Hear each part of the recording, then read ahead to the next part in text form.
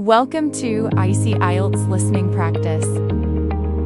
Football in the UK.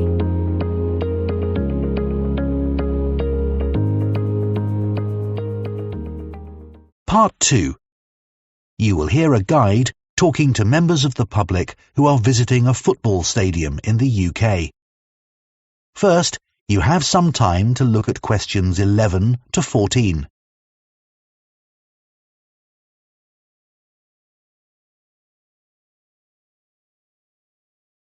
Now listen carefully and answer questions 11 to 14.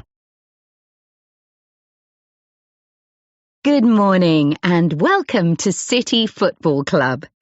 I'd like to give you some useful information about your visit to the stadium today, and then we'll start the tour of the areas of the stadium that are open to visitors. I can see lots of children here today, so just to let mums and dads know a few things before we start. The stadium has lots of stairs and the players' tunnel is very dark. Please don't let your children wander off on their own, even for a minute. We don't want any accidents or anyone getting frightened. Cameras are permitted everywhere and you can take pictures of your child shooting a penalty. Assistants are helping to organise this, and hopefully the queue won't be too long. It's very hot and sunny out on the pitch today. You can get food and drink at the cafe, and I really recommend the healthy lunch boxes for children.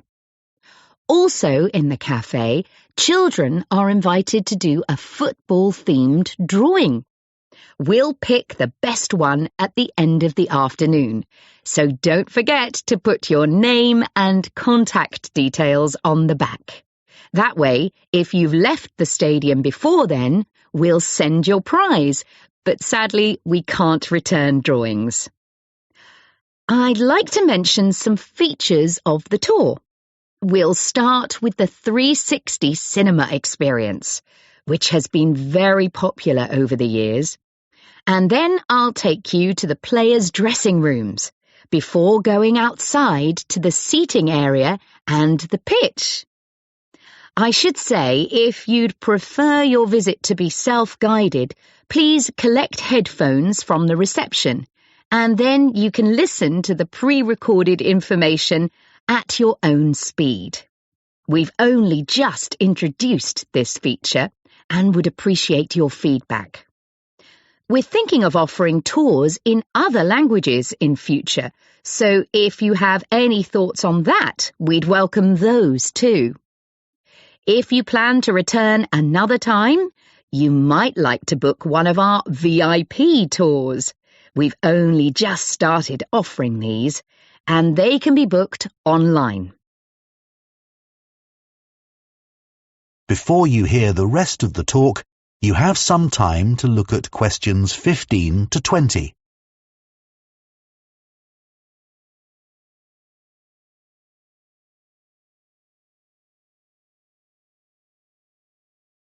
Now listen and answer questions 15 to 20.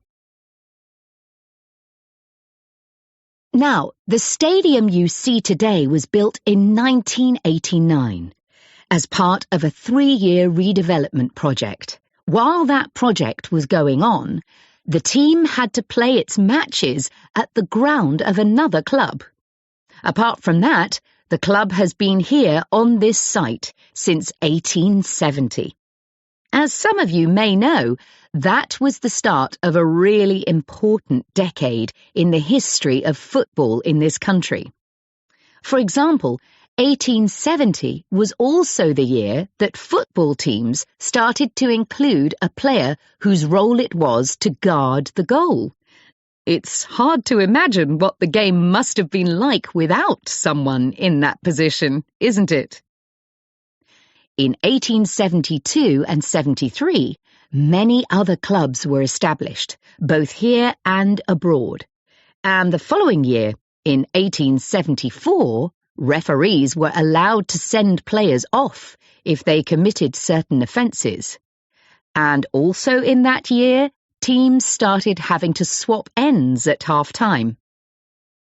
One fact I was interested to discover was that in early football games, the aim was for the scorer to get the ball between two flag posts, and later between sticks joined at the top with a piece of tape.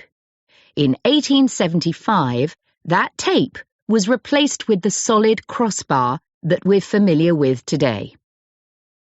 1877 saw the founding of further new clubs, and the history books tell us that in the same year, all the clubs decided to set a limit of 90 minutes for each match.